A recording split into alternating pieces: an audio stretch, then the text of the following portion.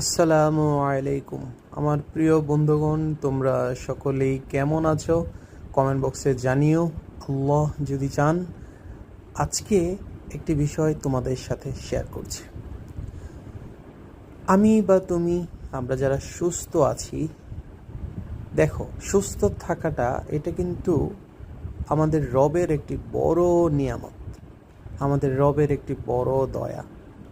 তুমি সুস্থ আছো মানে এটা তোমার যে কত বড় একটি উপহার, তা আসলে ভাষায় বোঝানো যাবে না।